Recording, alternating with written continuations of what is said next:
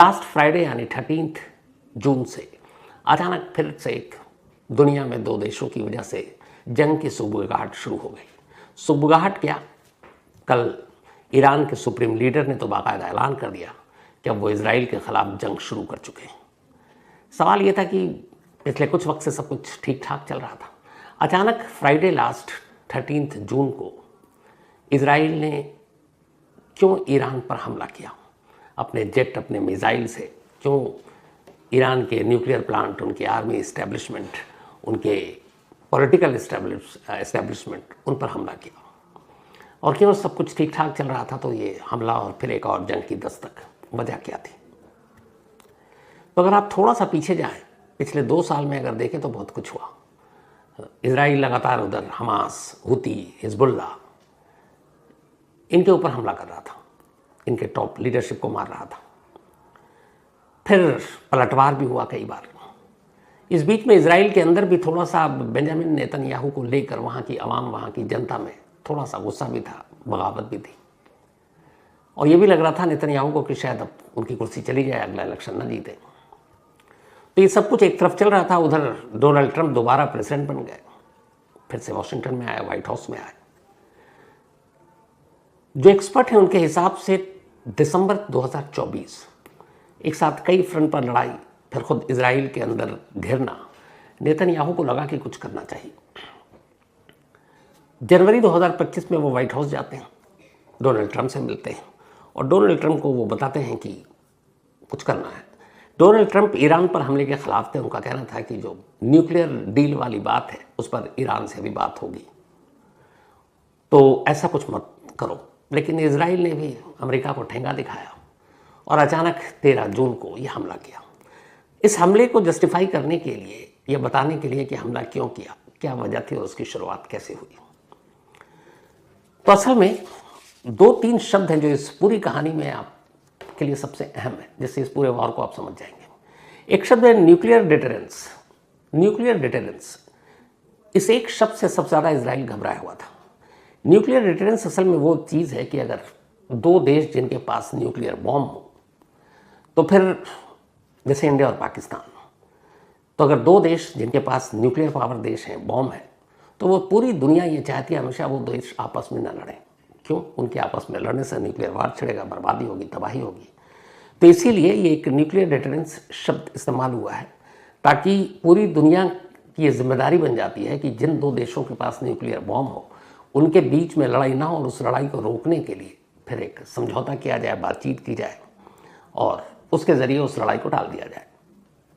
जैसे अभी ऑपरेशन सिंदूर के पास बात आपने देखा कि कैसे सीज फायर का ऐलान किया गया, क्योंकि पाकिस्तान के पास भी न्यूक्लियर है, हमारे पास भी न्यूक्लियर है। लेकिन अभी तक न्यूक्लियर डिटरेंस नाम की इस चीज़ से इजराइल आज़ाद था।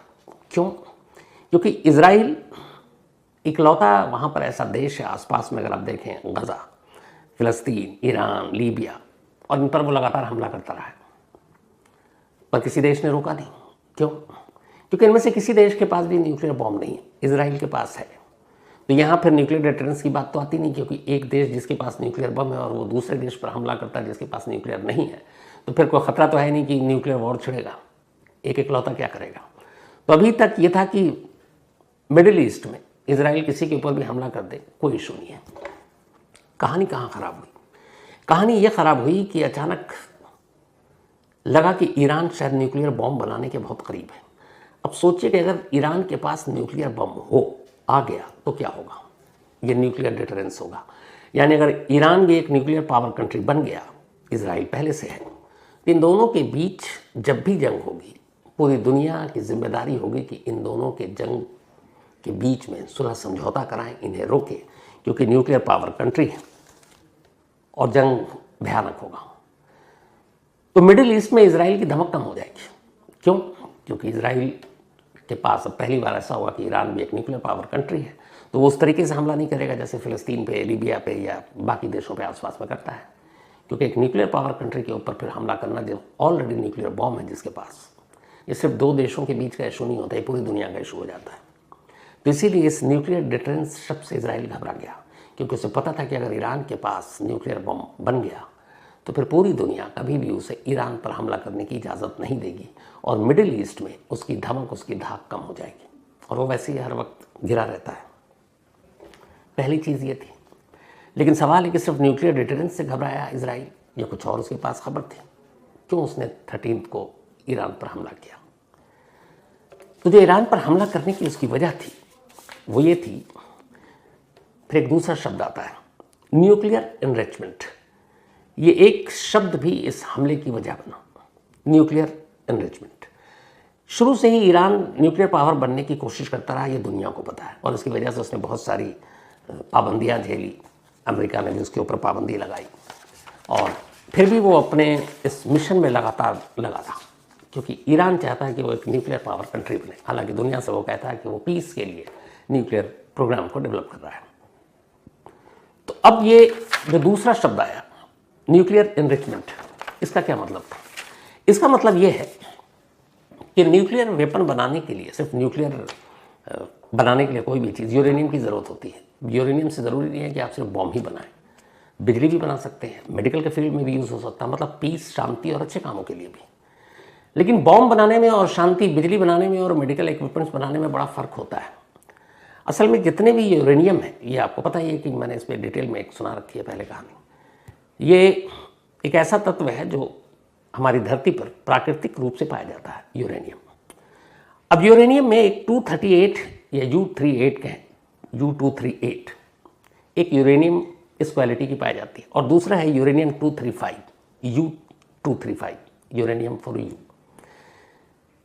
इसमें लगभग 0.7% ही यूरेनियम होता है जो 235 कैटेगरी का है।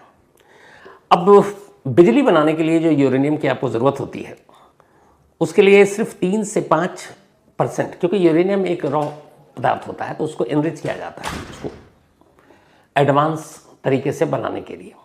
तो अगर आपने यूरेनियम एक प्राकृतिक रूप से धरती पर पाया जाने वाला पदार्थ आप ले आए, रॉ मटेरियल, आपको उससे बिजली बनानी है, तो आपको बिजली बनाने के लिए सिर्फ और सिर्फ 3 से 5% तक एनरिचमेंट करने की ज़रूरत है किसी यूरेनियम को। 3 से 5% अगर उसने आपका उसका शुद्धिकरण कर दिया, एनरिचमेंट कर दिया, तो आप उससे आराम से बिजली बना सकते हैं और लोगों को बिजली सप्लाई कर सकते हैं। लेकिन अगर उसी यूरेनियम से आपको न्यूक्लियर बॉम्ब बनाना है तो 3 से 5% एनरिचमेंट की ज़रूरत नहीं, बल्कि बहुत ज़्यादा पड़ती है, वो है 90%। मतलब 90% उस यूरेनियम को शुद्ध करना है, जिसको 3 से 5% में आप बिजली बना सकते हो, लेकिन बॉम्ब बनाने के लिए चाहिए 90%। तो अब यहाँ पे इजराइल के हमले का क्या मतलब इस एनरिचमेंट को लेकर? तो है न्यूक्लियर एनरिचमेंट को लेकर इसलिए हुआ क्योंकि अचानक ये पता चला कि ईरान लगभग 80% कामयाब हो गया है यूरेनियम को शुद्ध करने में, यानी यूरेनियम एनरिचमेंट में 80%। यानी बॉम्ब बनाने के लिए सिर्फ 10% और उसको शुद्ध करना यूरेनियम को। कहाँ 3 से 5% बिजली के लिए, वो जो बताता है दुनिया को कि हम बिजली का यूज़ करेंगे, पीस के लिए यूज़ करेंगे। लेकिन जो इनसाइड स्टोरी थी, जो अंदर की खबर आई, वो ये थी कि अपने न्यूक्लियर प्लांट में जो यूरेनियम एनरिचमेंट का काम ईरान कर रहा था, वो 80% तक पहुंच चुका है। अब सिर्फ 10% की बाकी है। 10% कभी भी, बल्कि ये था कि शायद 15 दिन, महीने भर के अंदर वो कर ले और फिर वो एक न्यूक्लियर बम बना सकता है। तो अब एक ये भी खबर थी। अब क्या हुआ कि जैसे ये पता चला कि 80% एनरिचमेंट तक पहुंच चुका है, तो फिर उधर नेतन्याहू अपने लोगों से ही लगा कि सरकार ना चली जाए। लगातार 2 साल की हार, जंग बड़ी खर्चीली चीज़ होती है, चाहे कोई भी लड़े। और इधर ईरान का ये एनरिचमेंट कि एक बार ईरान बन गया तो फिर ये जो न्यूक्लियर डिटरेंस वाली बात आएगी वो लागू हो जाएगा ईरान पर, और इजराइल फिर कभी ईरान पर हमला नहीं कर सकता। इसीलिए उसने इस जल्दबाजी में 13 जून को ईरान पर हमला कर दिया। इस हमले में बहुत सारे ईरान के टॉप सेना के जो कमांडर हैं वो मारे गए, न्यूक्लियर साइंटिस्ट मारे गए, कुछ पॉलिटिकल लोग मारे गए, और अब पलटवार चल रहा है ईरान की तरफ से। इस जंग का 5वां दिन है, नुकसान दोनों तरफ से हो रहा है। कुछ देर पहले ईरान के फॉरेन मिनिस्ट्री की तरफ से एक स्टेटमेंट आया जिसमें यह है कि 585 लोग इजराइल के हमले में मारे गए, ईरान के 1326 1326 लोग घायल हुए हैं। लेकिन जो इंटरनेशनल रिपोर्ट है वो ये है कि जो ईरान के इस यूरेनियम या न्यूक्लियर प्लांट है उनको नुकसान नहीं हुआ, क्योंकि वो ज़मीन के इतने अंदर हैं कि खुद एटॉमिक एनर्जी के जितने एक्सपर्ट हैं उनका भी मानना है कि वहाँ तक जाकर तबाही करना बड़ा मुश्किल है। और ईरान को भी पता है कि ऐसा हो सकता है फ्यूचर में, तो उसने बहुत गहराई में अपने ये सारे प्लांट बना रखे हैं और 80% यूरेनियम एनरिचमेंट तक वो पहुँच चुका है, 10% बाकी है। अब इस जंग, तो क्यों ये जंग हुई और क्यों शुरू हुई ये आपको बता दिया, इसकी वजह ये थी। अब सवाल ये है कि क्या होगा इसमें, अमेरिका कूदेगा तो क्या होगा? क्या ईरान की तरफ से फिर चीन और रूस, जो चूँकि दोनों साथ हैं, दोस्त हैं, वो आएंगे? या पाकिस्तान एक इकलौता मुस्लिम कंट्री पाकिस्तान है जिसके पास न्यूक्लियर है, लेकिन दूसरे देश के लिए पाकिस्तान न्यूक्लियर देगा ऐसी हिम्मत तो उसकी होगी नहीं। तो फिर जंग में क्या होगा? अब अगर इसको वैसे समझना है तो इस जंग की थोड़ी सी तस्वीर जो पिछले 5 दिनों में हुई और जो बर्बादी हुई, इजराइल की कुल आबादी है 90 लाख, 90 लाख वाला देश है, जबकि ईरान की कुल आबादी है 9 करोड़, मतलब इजराइल से 10 गुना ज़्यादा। ईरान की अगर रेगुलर आर्मी की बात करें तो 6 लाख है, और उनकी रिवोल्यूशनरी फोर्स की बात करें तो उसमें 2 लाख अलग है, तो 6 और 2 8 लाख ईरान के पास ये पूरी सेना की तादाद है। जबकि इजराइल के पास है 1.70, 1,70,000, मतलब इजराइल से 6-7 गुना ज़्यादा है, 5-6 गुना ज़्यादा ईरान के पास। लेकिन बात फोर्स की नहीं, आजकल लड़ाई जीती जाती है आपकी हवाई ताकत किसकी कितनी ज़्यादा मजबूत है। तो ईरान जिस तेज़ी से मिसाइल बना रहा है उस पर पूरी दुनिया की नज़र है। ईरान के पास 17,000 किलोमीटर प्रति घंटे से की स्पीड से उड़ान भरने वाली मिसाइल भी है, जो 2500 किलोमीटर तक मार कर सकता है। कहते हैं कि ईरान के पास 2023 की एक रिपोर्ट है जिसमें यह है कि 3000 से ज़्यादा बैलिस्टिक मिसाइल है। अब 3000 से ज़्यादा बैलिस्टिक मिसाइल हैं और लगातार पड़ रही है, 100 मिसाइल दाग सकता है, ये एक रिपोर्ट है। लेकिन दूसरी तरफ इजराइल के बारे में हमेशा से ये मशहूर है कि इजराइल का एयर डिफेंस सिस्टम बहुत मजबूत है और जितने भी मिसाइल हों, रॉकेट हों, इजराइल उन्हें गिरा देता है। एक आयरन डोम का नाम आप लोगों ने सुना होगा बार बार। असल में इजराइल के पास 3 तरह के एयर डिफेंस सिस्टम हैं जो इंटरसेप्ट करते हैं दुश्मनों के मिसाइल को या फिर रॉकेट को और उन्हें हवा में ही मार गिरा देते हैं। लेकिन अभी जो ईरान ने पलटवार किया उसमें आपने देखा होगा तेल अवीव की तस्वीरें, बिल्कुल गाज़ा की तस्वीरें दिखाई दे रही थी। ऐसे बहुत सारे ईरान के मिसाइल तेल अवीव जो इजराइल की राजधानी है वहाँ पर जाकर गिरे और उन्होंने तबाही मचाई। तो यहीं से ये सवाल उठा कि क्या इजराइल का एयर डिफेंस सिस्टम नाकाम हो गया या वजह कुछ और है। तो मैंने शुरू में कहा कि हर जंग में खर्चा बहुत होता है। असल में 3 तरह के ऐसे एयर डिफेंस सिस्टम हैं जो दुश्मनों के मिसाइल या रॉकेट या ड्रोन को मार के गिरा सकते हैं। इनमें से पहला है ड्रोन को गिराना। अभी इंडिया पाकिस्तान के बीच में आपने देखा होगा बहुत सारे ड्रोन हमारी तरफ से गए, बहुत सारे ड्रोन उनकी तरफ से आए जिन्हें हमने गिराया। लेकिन ड्रोन की प्रॉब्लम है, ड्रोन की प्रॉब्लम यह है कि ज़्यादा दूरी पर अगर ड्रोन को भेजना है तो उसमें वक्त बहुत लगता है क्योंकि ड्रोन की स्पीड कम होती है। अब ईरान और इजराइल का जो बॉर्डर है, जो सीमा लगती है, वो आसपास में ऐसे नहीं है जैसे हम और पाकिस्तान है। 2000 किलोमीटर का फासला है ईरान में और इजराइल की सरहद में, और जो सबसे नियरेस्ट उनका जो बॉर्डर लगता है वो 1000 किलोमीटर। बीच में और 1-2 देश आते हैं, तब पार करके इजराइल है या इधर ईरान है। तो अब दूरी 2000 किलोमीटर है और नियरेस्ट 1000 किलोमीटर का बॉर्डर लगता है। अब अगर किसी एक ड्रोन को ईरान इजराइल भेजे या इजराइल ईरान भेजे तो आराम से उसमें आप मान के चलिए 1-1.5 घंटा तो लगेगा ही। अब 1-1.5 घंटा काफ़ी वक्त होता है उसको पता करके और उसको मार गिराने के लिए। तो ड्रोन का ये जो टाइमिंग है, स्लो रफ्तार, इसकी वजह से दूर वाले देशों में या बहुत दूर ड्रोन से अटैक करना सक्सेसफुल नहीं होता। तो ड्रोन को हटा दीजिए।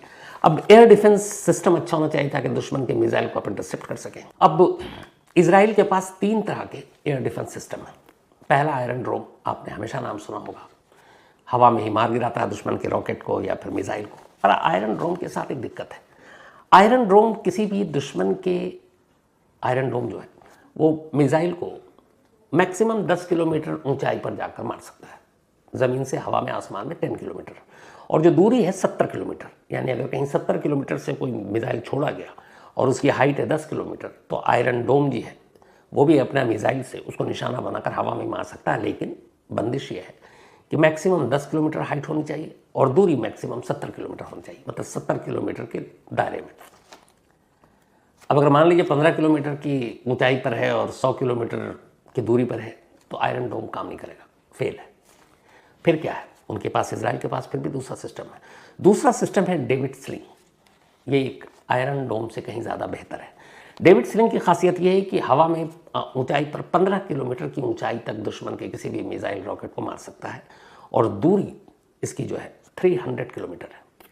यानी अगर 300 किलोमीटर की दूरी से कोई मिसाइल दागता है इजराइल पर तो ये 15 किलोमीटर ऊंचाई पर जाकर 300 किलोमीटर दूर जाकर उस मिसाइल को वहीं मार सकता है।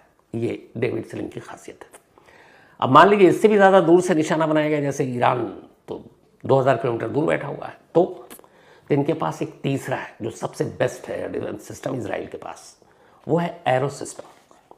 एरो सिस्टम की खासियत यह है कि ऊंचाई 100 किलोमीटर, ये देखिए कि आयरन डोम 10 किलोमीटर मैक्सिमम ऊंचाई पर, डेविड स्लिंग 15 किलोमीटर, लेकिन जो एरो सिस्टम है ये आसमान में ऊंचाई पर ज़मीन से 100 किलोमीटर ऊंचा उड़कर दुश्मन के किसी भी मिसाइल को मार सकता है। अब 100 किलोमीटर मतलब ये हुआ कि ये माना जाता है कि 100 किलोमीटर के ऊपर फिर धरती के एरिया में नहीं आता, वो स्पेस हो जाता है, अंतरिक्ष, तो अंतरिक्ष तक जाकर मार कर सकता है एरो सिस्टम। और दूरी 2400 किलोमीटर, यानी अगर 2400 किलोमीटर दूर से कोई देश इजराइल को निशाना बनाता है किसी मिसाइल से और उसकी हाइट होती है 100 किलोमीटर ऊपर, तो ये एरो सिस्टम उसको मार गिराएगा हवा में। ये इसकी खासियत है। तो सवाल ये है कि जब आयरन डोम था इजराइल के पास, डेविड स्लिंग, इसके अलावा एरो सिस्टम, तो फिर ईरान की इतने सारे मिसाइल तेल अवीव पर जाकर क्यों गिरे, जिसकी तस्वीरें हर जगह देखने को मिल रही। तो मैंने फिर शुरू में आपसे कहा था, पैसा, जंग बहुत खर्चीला होता है। आयरन डोम हो, डेविड स्लिंग हो या एरो सिस्टम हो, ये सभी एक ही तरह से काम करते हैं। दुश्मन के किसी भी मिसाइल को मारने के लिए इनसे भी मिसाइल छोड़ा जाता है और ये मिसाइल जाकर उसको हिट करते हैं और तबाह कर देते हैं। अब मिसाइल फ्री में तो आता नहीं है, इनके रेंज और इनकी काबिलियत के हिसाब से इसके हर एक मिसाइल की एक कीमत है। आयरन डोम से अगर एक मिसाइल छोड़ा जाता है मारने के लिए दुश्मन के मिसाइल को, तो उसकी कीमत, जो खर्चा आता है एक मिसाइल का आयरन डोम के, $50,000, $50,000, मतलब आज की करेंसी के हिसाब से अगर जाएं तो लगभग मानकर चलिए कि 43-44 लाख रुपए एक मिसाइल, $50,000। ये आयरन डोम है जिसकी 10 किलोमीटर हाइट और 70 किलोमीटर की दूरी है। वो अगर एक मिसाइल छोड़ता है तो $50,000 का खर्चा आता है। डेविड स्लिंग पर आइए। डेविड स्लिंग अगर एक मिसाइल को छोड़ता है जिसकी मैक्सिमम 15 किलोमीटर ऊंचाई और 300 किलोमीटर की दूरी है, तो इसके ऊपर एक मिसाइल का खर्चा है $1 मिलियन, यानी $10 लाख एक मिसाइल का खर्चा है। अब $10 लाख आप सीधे सीधे देख लीजिए, 1 मिलियन का मतलब हो गया 85 85 के डॉलर के हिसाब से जोड़िए, $1 मिलियन, $10 लाख। एक डेविड स्लिंग के मिसाइल का खर्चा है। अब अगर दुश्मन के बहुत सारे मिसाइल आए तो एक से ज़्यादा छोड़ना पड़ेगा, तो आप जोड़िए कितने $1 मिलियन छोड़ने पड़ेंगे। तीसरा आता है एरो सिस्टम, जो सबसे ऊंचाई तक 100 किलोमीटर ऊपर यानी कि स्पेस तक जाके मार सकता है और 2400 किलोमीटर दूर दुश्मन के किसी भी मिसाइल को गिरा सकता है। ये भी सस्ता नहीं है। इस एक एरो सिस्टम के मिसाइल पर कहते हैं कि लगभग $2 मिलियन से ज़्यादा का खर्च आता है, डॉलर। अब आप अंदाज़ा लगाइए कि आयरन डोम पे $50,000 एक मिसाइल के, $1 मिलियन जो डेविड स्लिंग है इसके, और एरो सिस्टम पर $2 मिलियन एक। अब अगर ऐसे दुश्मन के मिसाइल 100 अगर गिरते हैं और इधर से इजराइल 50 भी छोड़ता है उनको मारने के लिए, तो पर डे का खर्चा कितना है। जब 2024 में ईरान ने इजराइल के कुछ जगहों पर मिसाइल से हमला किया था, तब कहते हैं कि उस वक्त एक दिन का खर्चा जो इजराइल के ऊपर आया था वो था $200 मिलियन। तो अगर 1-2 महीने तक ये मिसाइल खेला गया तो खर्चे का अंदाज़ा लगा लीजिए, और फिर बाकी मिसाइल कहाँ से आएगा। हालांकि अमेरिका बैठा हुआ है उधर और अमेरिका लगातार मदद करता है, देगा। तो ये तो हो गए इस मिसाइल की बातें। अब जो सबसे बड़ी इस खबर में जो चीज़ आ रही है वो ये है कि एक डोनाल्ड ट्रंप साहब ने मीडिया से बात की अपने एयरफोर्स वन में, और उस मीडिया से बातचीत के दौरान उन्होंने कहा कि हमें पता है कि ईरान के supreme leader Ayatollah Ruhollah Khomeini, बल्कि खामनेई, माफ़ कीजिएगा, ये कहाँ छुपे हुए हैं, लेकिन हम अभी उन्हें मारना नहीं चाहते, वो हमारे लिए इजी टारगेट है।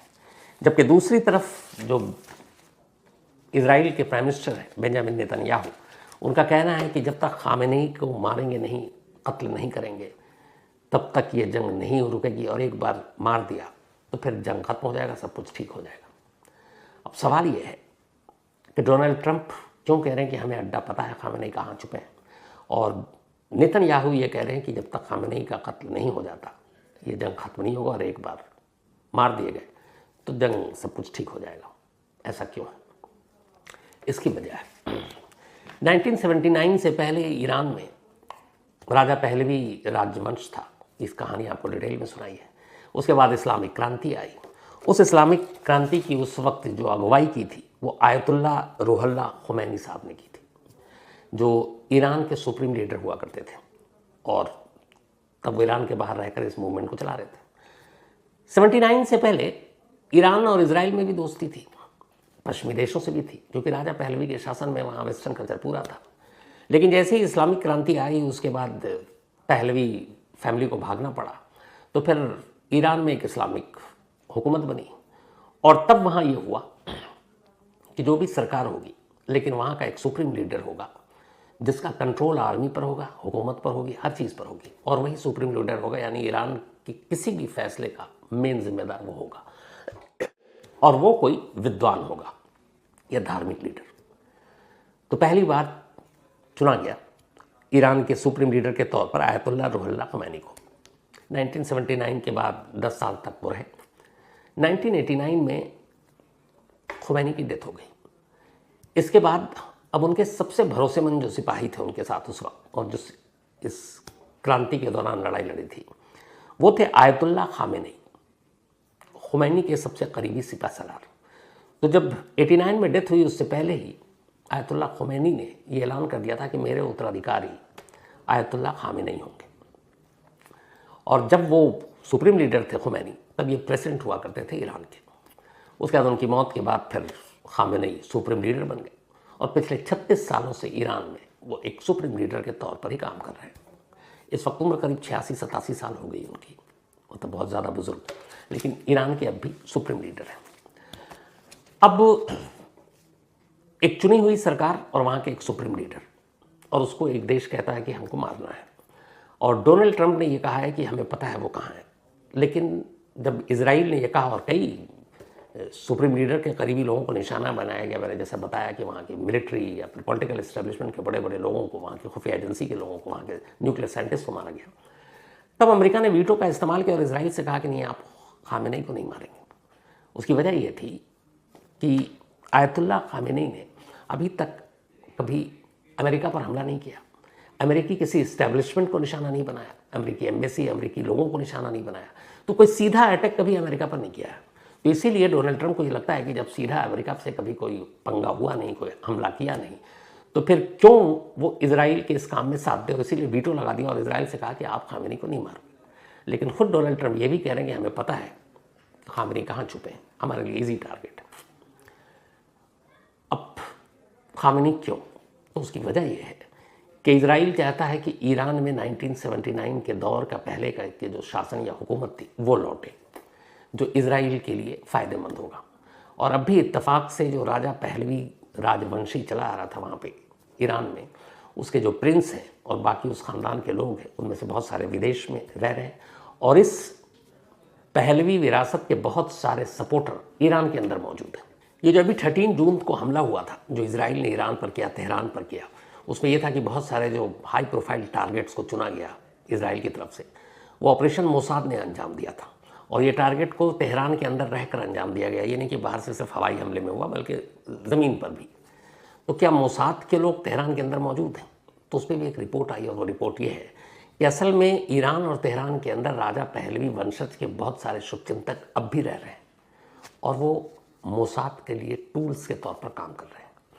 मोसाद ने उन्हें अपने साथ मिलाया हुआ है और वो लोग लगातार ईरान के अंदर गड़बड़ करने की कोशिश कर रहे हैं ताकि सत्ता परिवर्तन हो, खामेनी सुप्रीम लीडर ना हो और वहाँ नई सरकार आए, वो सरकार जो इजराइल और अमेरिका के लिए फ़ायदेमंद हो, वो सरकार जो न्यूक्लियर बॉम्ब बनाने की जो कोशिश है उससे दूर रहे और जो दुनिया उसके ऊपर कहे कि तुम्हें यही करना है वैसे ही करो।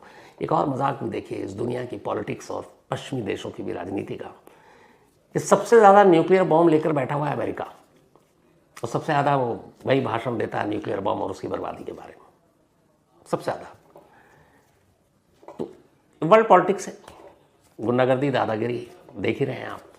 और जब से सेकंड टाइम में ट्रम्प आए हैं पता नहीं क्या क्या हो रहा है इस दुनिया में। तो खैर उसी राजा पहलवी के वंशजों के ज़रिए और उनके समर्थकों के ज़रिए कोशिश ये है कि ईरान के अंदर खामेनी और उनके सपोर्टर उनको किनारे लगाया जाए और वहाँ तख्ता पलट हो और नई सरकार आए। अब यहाँ पे एक चीज़ और भी है जो मैंने जैसे बताया कि आपको लगभग 86-87 साल की उम्र हो चुकी है आयतुल्लाह खामेनी की, तो क्या वहाँ तख्ता पलट संभव है? तो आयतुल्लाह खामेनी वो शख्स हैं जिनका सिर्फ ईरान के अंदर नहीं बल्कि पूरी दुनिया में जहाँ जहाँ शियाओं की मेजॉरिटी है वो सब उनको सबसे बड़ा मतलब उनके लिए एक रिलीजियस गुरु है और उनकी फ़ैन फॉलोइंग बहुत है और ईरान में मानने वाले भी बहुत हैं। तो यहाँ उल्टा है कि अगर खामेनी पर हमला होता है तो फिर बात कहीं बढ़ ना जाए।